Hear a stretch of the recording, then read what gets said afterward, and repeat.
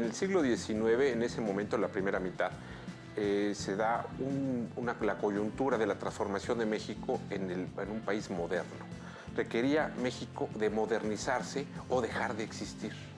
La prueba de ello fue la guerra que sostuvimos con los Estados Unidos en 1846-47 hasta el 48, en la cual un país tan grande como el nuestro no pudo hacer el frente suficiente, y esto puso en evidencia que éramos un país atrasado.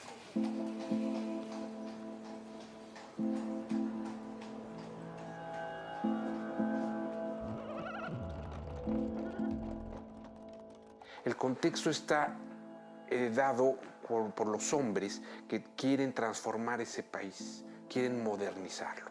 Pero para modernizarlo hay que romper las instituciones en las cuales se venía apoyando tradicionalmente.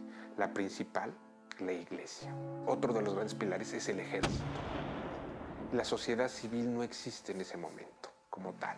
Después vendrá una tercera generación, que es donde encontramos a Benito Juárez, a Melchor Ocampo, a los Lerdo, a Ignacio Ramírez, Ponciano Arriaga, que es una generación brillante que se forjó en la lucha, porque esta generación le tocó pues vivir las veleidades de Santa Anna por una parte, y por otra el trauma de la pérdida de más de la mitad del territorio nacional.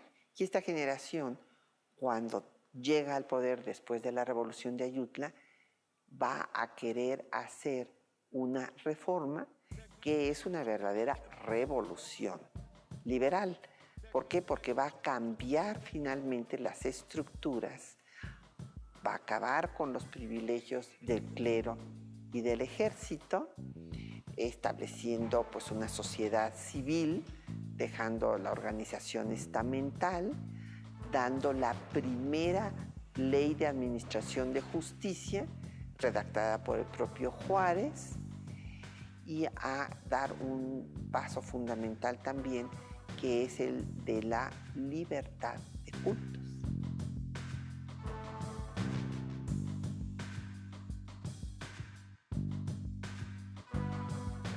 Los conservadores justo se oponían a todo este programa de gobierno. No estaban de acuerdo con que se relegara a la Iglesia de su participación política.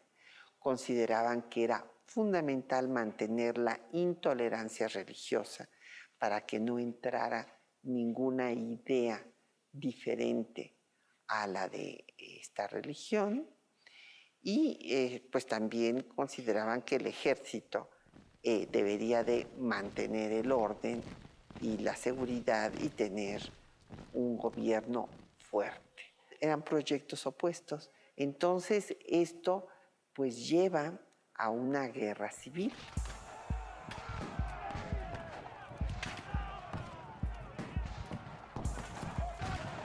La Constitución del 57 es una promesa de la Revolución de Ayutla.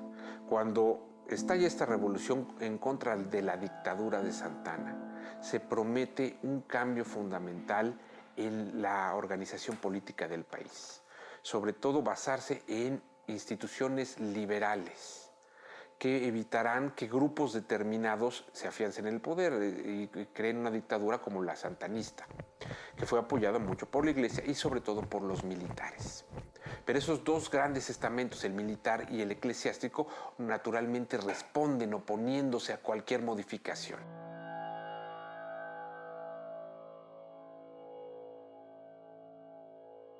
El plan de Tacubaya sobre todo es el desconocimiento de la Constitución. Y dice, porque esta es una Constitución en la cual no se reconocen los principios básicos de la sociedad mexicana. Y exigimos nosotros que se cree una nueva Constitución que sí reconozca nuestros valores fundamentales. Están partiendo de la idea que todos los mexicanos somos y debemos ser siempre católicos, que todos los mexicanos reconocemos la supremacía de la Iglesia sobre el Estado. Quien apoya este plan de Tacubaya es el propio presidente de la República, en ese momento Ignacio Comonfort. Ignacio Comonfort acababa prácticamente de tomar posesión de la presidencia constitucional. Pero era un liberal moderado. Él pretendía pactar con la otra importante facción, que es los conservadores, para que sí se hiciera una transformación de México, pero de una manera acordada, paulatina, no tan rápida como exigía incluso la propia Constitución. Se rebela contra esta Constitución, pacta con los enemigos de los liberales radicales y muy pronto se da cuenta de su error. Y pues desconociendo a dicha Constitución, pues con un movimiento armado. Es entonces cuando titubea Comonfort y primero parece aliarse con los sublevados, pero pues Zuluaga finalmente rebasa a Comonfort y por eso es que Comonfort pues defecciona y se va.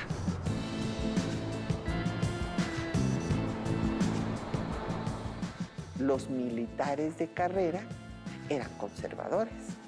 Entonces, pues en la guerra civil, los 2 primeros años, pues todas las victorias fueron para los conservadores, porque los liberales no habían intentado quitarle sus fueros al ejército, pues desde luego no tenían su apoyo. Entonces, los liberales se apoyaron en las guardias que conformaron cada estado, las guardias cívicas nacionales, que tuvieron diversos nombres, y estas guardias pues no tenían ni la experiencia, eran ciudadanos en armas.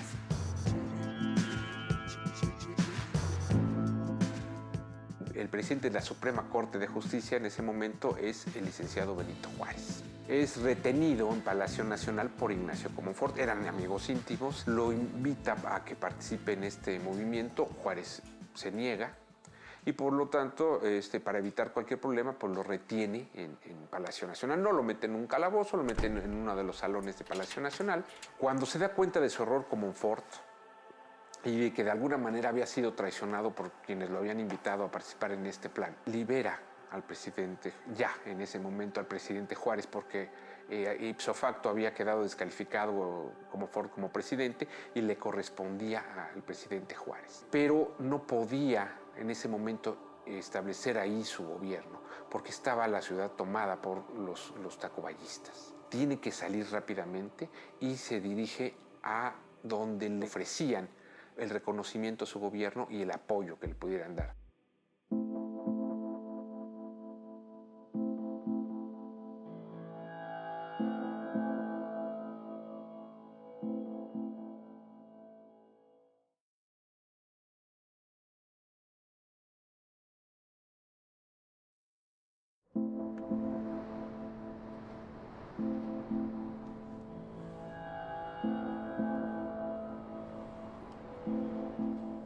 No existía un ejército liberal, pero sí existía la coalición que lo había reconocido como presidente y que habían jurado la defensa de la Constitución del 57. Estos estados aportaron sus guardias nacionales, que son los pequeños ejércitos locales que antes contaba cada uno de los estados. Lo primero que hace Juárez es dar un decreto en el cual faculta a los gobernadores para que recauden los impuestos federales y los apliquen sobre todo a la formación del ejército liberal, del nuevo ejército.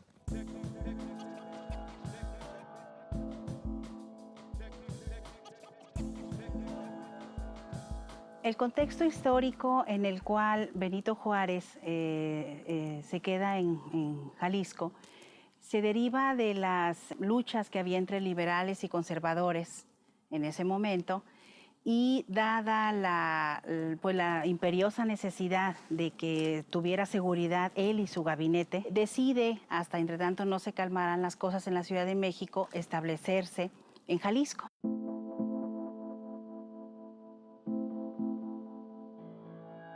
Llega, pues, y Anastasio Parodi sale a enfrentar a las tropas conservadoras, precisamente en Guanajuato, en Salamanca. Y era muy importante que esta confrontación, porque le daría estabilidad al gobierno de Juárez.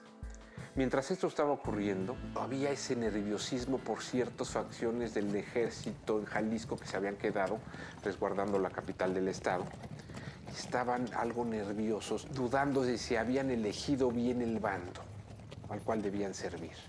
Y pensaban, ahorita si ganan los conservadores, al cuales nosotros hace nada pertenecíamos como ejército, nos vamos a ver en un lío terrible y nos van a acusar de traición y vamos a tener problemas. Parodi es derrotado. Las noticias de esta derrota de los liberales pues llegan a Guadalajara, ¿sí? Y es cuando los grupos conservadores empiezan a idear pues una especie de conflagración en contra de Juárez. Ahí estaba Landa, que de acuerdo a las circunstancias parece que consideraban que era el indicado para que fuera presidente. Pero temió seguir esa conducta liberal cuando vio que los conservadores estaban más fuertes, sobre todo tenían dinero. Se pacta con las fuerzas que son leales a Juárez, se pacta un armisticio. No vamos a pelearnos entre nosotros aquí en Guadalajara, vamos a negociar nuestra salida de la ciudad. No podían atentar contra el presidente y los rehenes porque sabían que Parodi iba a regresar, derrotado y todo, pero iba a regresar a Guadalajara.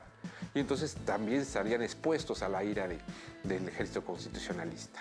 Pero en ese momento se da un pequeño error que pudo haber sido trágico. Un par de capitanes de las guardias nacionales de Jalisco tuvieron la brillante idea de rescatar al presidente. Yo creo que se quisieron convertir en héroes, pero fue una verdadera tontería. No corrían en ese momento mayor peligro Juárez y su gente, porque sabían que su vida era muy valiosa y que la necesitaban, Landa y los sublevados la necesitaban para negociar su salida de Guadalajara. Pero al momento de que estos capitanes intentan sorprender a los sublevados, irrumpen el Palacio de Gobierno, se creen traicionados los que están cuidando a don Benito y a los demás cautivos, que se había traicionado el armisticio que se había acordado. Entonces, en un momento de excitación, alguien da la orden de ejecutar a los prisioneros.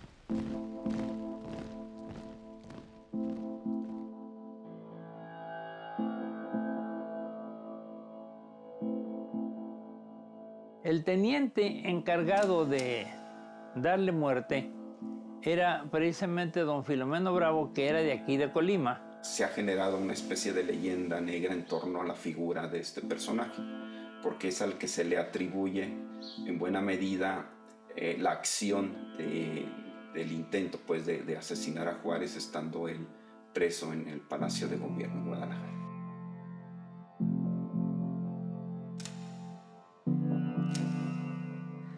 Y entra al salón donde están retenidos los ministros de Juárez y empieza a dar las órdenes.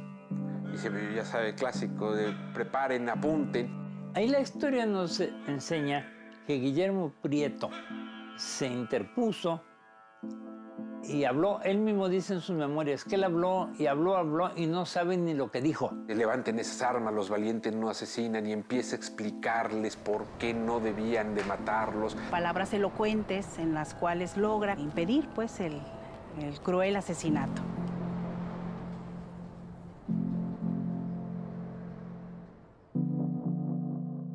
Hay otra versión de la historia, dado que existe un proceso judicial contra Filomeno Bravo. Algunos de los que estuvieron ahí, uno de cautivos fue Melchor Ocampo, y él no hace gran alaraca del asunto. Sí va y reconoce que en ese momento les había salvado la vida a todos, no al presidente, sino a todos los presentes, y cuenta Ocampo y Prieto que se acercaron a él y le dieron las gracias por haberles a todos salvado la vida. Juárez era muy parco, su forma de ser. Se le acerca y le da una tarjeta en blanco, pero él le puso reciprocidad en la vida y la firmó, se la entregó a Filomeno. Se negocia la salida de Landa y su gente de Guadalajara. Salen de ahí y estos sublevados se unen al ejército conservador. Y por estas vicisitudes de la guerra, en abril caen presos del ejército constitucionalista en Zacatecas. Entre la lista de prisioneros figura Filomeno Bravo.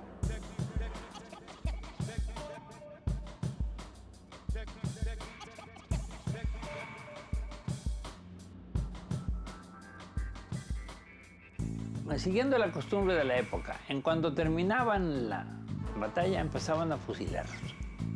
Imagínense la desesperación de que ven que está fusilando gente y un señor entre los que estaban esperando ser fusilados levantaba la mano derecha con una tarjeta en la mano haciendo señas, ¿no? Desesperadamente. Hasta que el general Suárez dice, ¿qué quiere ese señor? El señor le quiere entregar una tarjeta. Vio la tarjeta con la firma de Juárez y en ese momento le dio la libertad.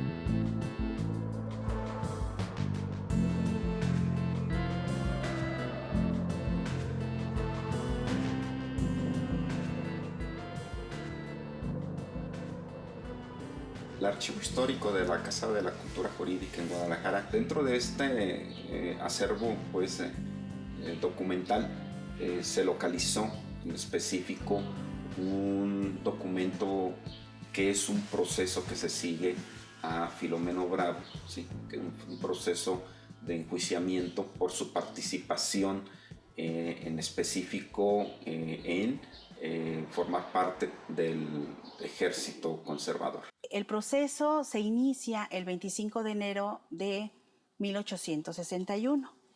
Comienza a narrar justo el acontecimiento, ¿verdad? Desde otra versión, que bueno, de alguna manera contradice la historia oficial. Eso es lo interesante de este expediente. A las 8 de la mañana me encontraba en la casa del señor don Felipe López, donde permanecí hasta hora y media después de que se pronunció el señor Landa. Este señor me mandó llamar. Acudí al llamado. Me hizo recibir uno de la guardia que custodiaba al señor presidente Juárez y sus ministros, dándome orden que tan luego como las fuerzas liberales se acercaran a atacar el palacio donde nos hallábamos, fusilase inmediatamente al señor Juárez y a sus ministros. El sargento me reclamó el incumplimiento de la orden. Le contesté que esperara un momento. Este hizo entrar a la guardia a la pieza donde se encontraba el señor presidente y ministros. Hallándose la referida guardia en marcha para la segunda pieza, a donde estaban estos señores, di la voz de alto. Enseguida, el sargento dio la de preparar. En este momento oí cañonazos.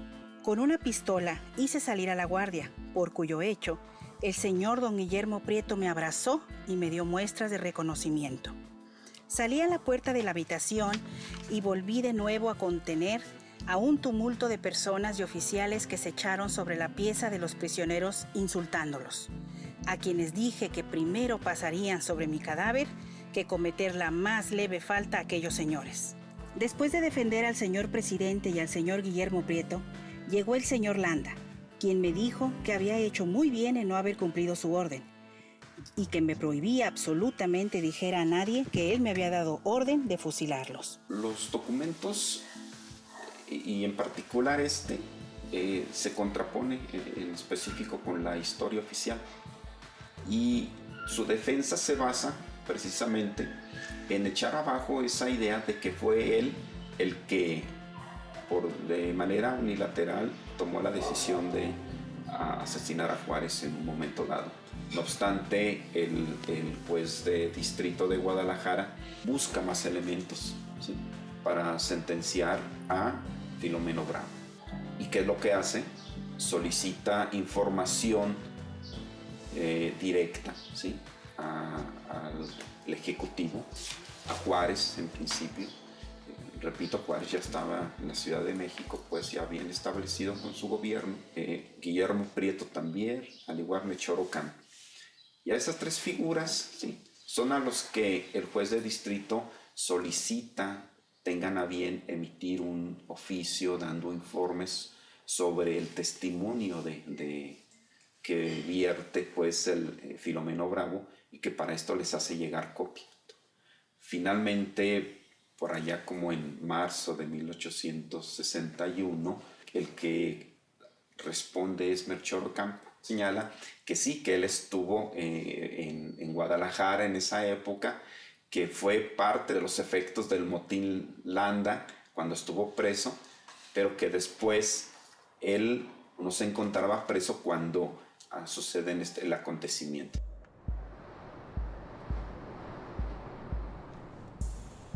A partir de lo acontecido, pues, en este proceso, podemos decir, pues, de que las evidencias nos dicen, ¿sí?, y las fuentes, que Filomeno Bravo finalmente salió libre.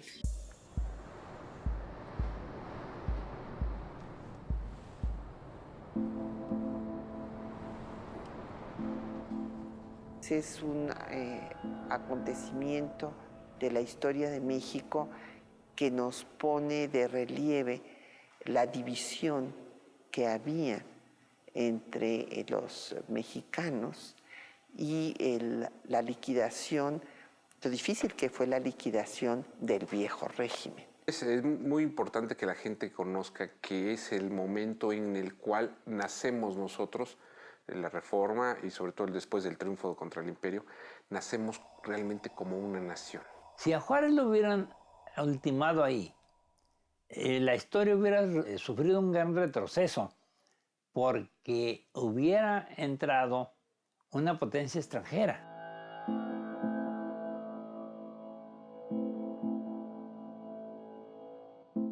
Me parece muy interesante, ¿verdad? El haber encontrado, el tener esta prueba. A final de cuentas es una prueba real, ¿verdad? Está la voz de Filomeno Bravo, está la voz de Melchor Ocampo. Entonces es el conocer la historia desde otro punto de vista.